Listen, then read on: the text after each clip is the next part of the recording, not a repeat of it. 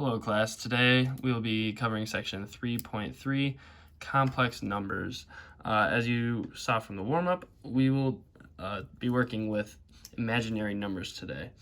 So as a little intro, we talked about negative numbers being underneath a square root. So what does that mean? So here's an example. We have x equals the root of -5. So now if we took this the square root of -5 and we squared it, so we have x squared equals -5, we would then see that this is obviously a negative number, but we have a squared number here, so we know that if any number is squared, it has to be a positive. So that means that this number right here is not a real number. So furthermore, if we take the root of -5, we can expand this out and have it say the square root of 5 times -1. So from here, we can expand it out even more and have square root of 5 times the square root of -1. Now, the square root of 5 is a real number, correct? That's if we squared this number, it would be a positive. Now, we would get 5. If we square this, we would get -1, right? So this is not a real number, it is an imaginary number. So for the imaginary unit is the square root of -1. And we always call the square root of -1 I for imaginary number. So what we have are called pure imaginary numbers. So pure imaginary numbers, all that means is that it's in the form of bi. So this b right here just means that it's a real coefficient, and this I will always be square root of -1. So all this means is that this b attached to it is a real number. Some examples that we have of this could be 5i, because it has a real coefficient and I after. We also could have -6i, it's a negative number, is a real number. And the root of 2i, that would be another example of a pure imaginary number. Now next, we're going to look at square roots of negative numbers. So right here, as an example, we're going to have the root of -12. So again, like we did up top there, we can expand this out to -1 times 3 times 4, right?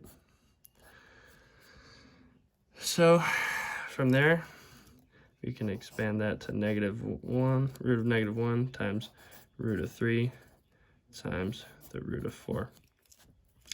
So here we have two real numbers. Here we have an imaginary number, right? So now we want to combine all the like terms, or sorry, we want to simplify this even further. So the square root of -1 is I times root 3 can't be simplified anymore unless we want to write it in a long decimal, which we'll leave it like this to be more simple. And the square root of 4 is 2. So as a final answer, we would have 2i times root 3. And that would be how we would write that in a simpler form. So next, we'll move into products of pure imaginary numbers. So here, as an example from the book, we have -5i times 3i. So we want to multiply this term and this term together. These are two imaginary terms. So we have -5 times 3, which is equal to 15. Then we have I times I, which I times I would be I squared, right? So if we look at this a little more in depth, we have, oh, sorry, that's a negative 15. Don't forget your negative. So we have negative 15 times square root of negative 1 squared, right? So if we take the square root of negative 1 and square it, we'll be left with times negative 1. So if this makes sense here, so I squared is equal to negative 1 because we're taking the square root of negative 1 and squaring it, which would give us negative 1. So I squared is equal to negative 1. So then from there, all we have to do left is negative 15 times negative 1, which leaves us with 15.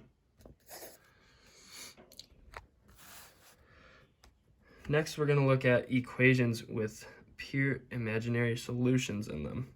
So we have this as an example, x squared plus 9 equals 0. Now there are two different methods that we can use to solve this. The first one, we're going to leave, we're going to move this 9 over to this side. So what we'll be left with is x squared equals negative 9. So like we said before, if you square a number, you can't have a negative solution. So this is going to be imaginary, right? So if we take the square root of both sides, we're going to be left with x equals plus or minus the square root of negative 9. Now from there, we're going to keep simplifying it down. Plus or minus negative 1 times 9, right? So that way we isolate this square root of negative 1 by itself. X equals plus or minus negative 1 times root 9. So then we're just left with x equals plus or minus square root of 9 is 3, right? And square root of negative 1 is I. So we're left with 3i. So x equals plus or minus 3i. So that's one way of looking at this. Another method of looking at it would be leaving this this 9 on the same side and having it still equal to 0. So from here we would go x squared plus, so 9, another way we could write 9 would be 3 squared, right? Because 3 times 3 equals 9. So then from there, another way that we could write plus 3 squared would be minus negative 3 squared. And I'm sorry, I should make this easier on you guys. So we want a minus a negative 3 squared. So then from there, what we're going to do is we have, we can factor this out. So we have x plus 3i and x minus 3i equals 0.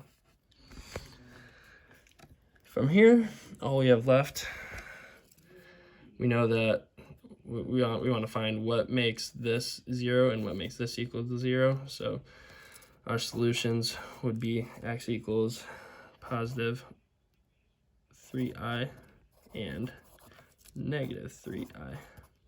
Or we can just write it as plus or minus 3i as our answer. So that's a little confusing. I know it can be a struggle at times to really understand this, but what we're looking for here, we have a perfect square. So 9 is 3 times 3. So we have two different methods in which you can solve a problem like that.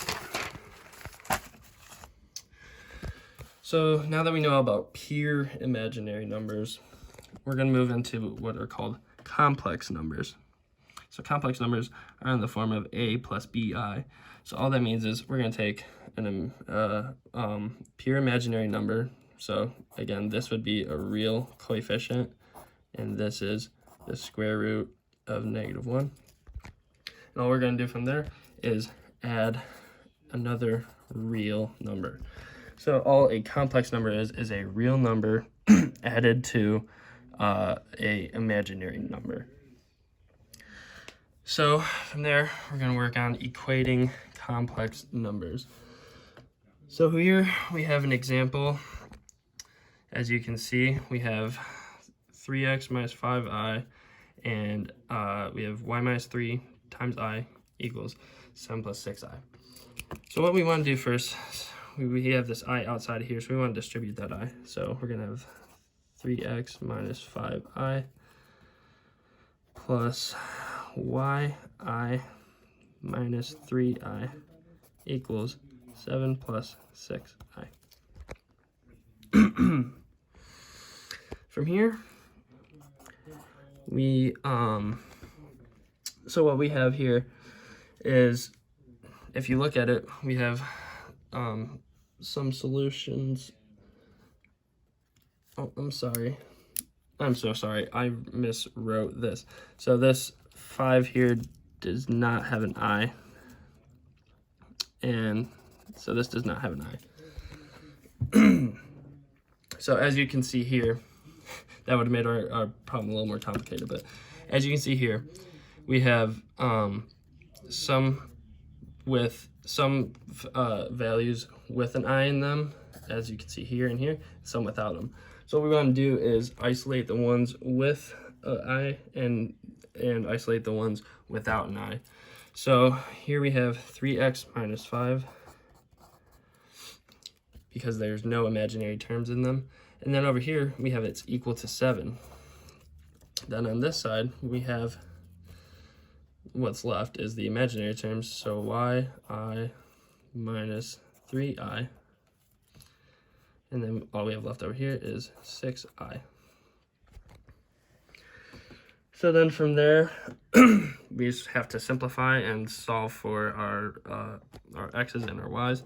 So here we have 3x, we subtract or add that 5 over, equals 12, and 12 divided by 3, x equals 4. Then over here we have yi equals, again, we add that 3i over, so we have 9i. Then from here, we can subtract both sides by I, and what we're left with is y equals 9.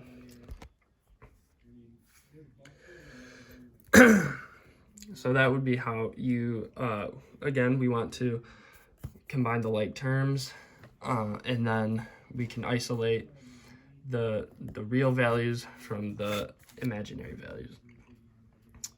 Moving forward, we're going to work on adding and subtracting complex numbers. So here's an example of addition.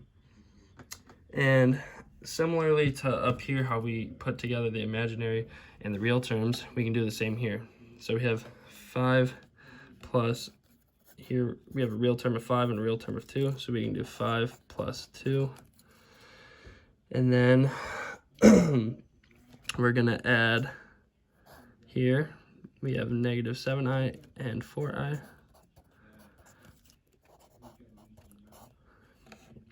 So we would just combine these like terms. So we have 7 plus, and negative 7i plus 4 is negative 3i. So again, we're just left with 7 minus 3i. Then down here we have an example of subtraction.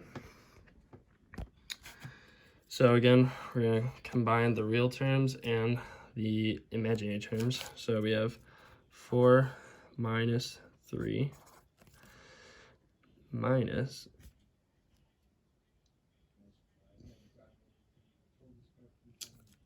so we have 4 minus 3, and then we're gonna just already put this here. So we're distributing the negative sign, so we're going to add, we have negative 8i minus a negative is minus 6i. So here we have 1 plus, so minus a negative, oops, sorry, that's a negative. Minus a negative is a positive. So we have negative 8i plus 6i, which will give us 2i. So that would be our answer for there.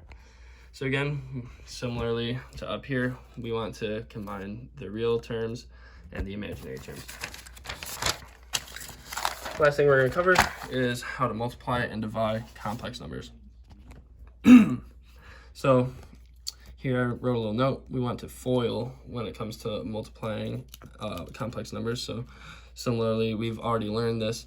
So we want to do front, outside, inside, and the last terms. So here we go. We have 18. Then we go outside 2 and negative 3i is negative 6i. 4i and 9 is 36i. Then the last terms is negative 12i squared. So from here, again, we want to combine our like terms of I. So we have 18 and then negative 6i plus 36i is plus 30i. And then here we have negative 12 and I squared, as we remember, is equal to negative 1.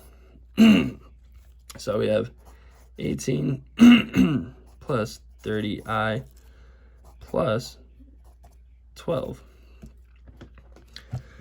So again, we just have to combine our real terms. So we're left with 30 plus 30i. Lastly, we're going to divide complex numbers, and dividing is a little bit more complicated than multiplying. And so the way we're going to do this is by using the complex conjugate. And what all the complex conjugate is so say we have a plus bi, a conjugate number, or complex number, sorry. We're going to take the conjugate of that, which would be a minus bi. So all we're going to be doing is, for example, we have 3 plus 6i here. The complex conjugate of that would be 3 minus 6i. So what we do here, we have 2i over 3 plus 6i. And we're going to multiply that by the complex conjugate over itself. So 3 minus 6i and 3 minus 6i. And we can do this because since it's 3 minus 6i over itself, that's equivalent to multiplying by 1. So from here, this equals, we multiply across and multiply across. So 6i minus 12i squared all over 9 minus, we are positive and negative terms cancel, so we're not going to be left with any imaginary terms. We'll have 36i squared. From there, we have our, we're going to simplify this a little further. So we have 6i, and then again, I squared is equal to negative 1. So we have minus 12 times negative 1 over 9 minus, and 36 times negative 1. So again, just keep simplifying and simplifying, grinding it out. We're down to negative and negative is positive, plus 6i. And then here, again, negative and negative is a positive, so we get 45. So then if we simplify this down, we want it in the terms of a plus bi for a complex number. So we have 12 over 45 plus 6i over 45.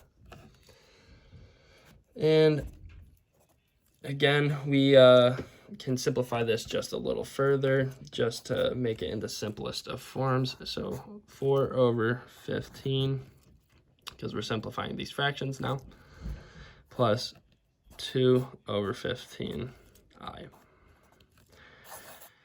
Okay, and that is how you would divide complex numbers. So again, remember the complex conjugate over itself from the denominator.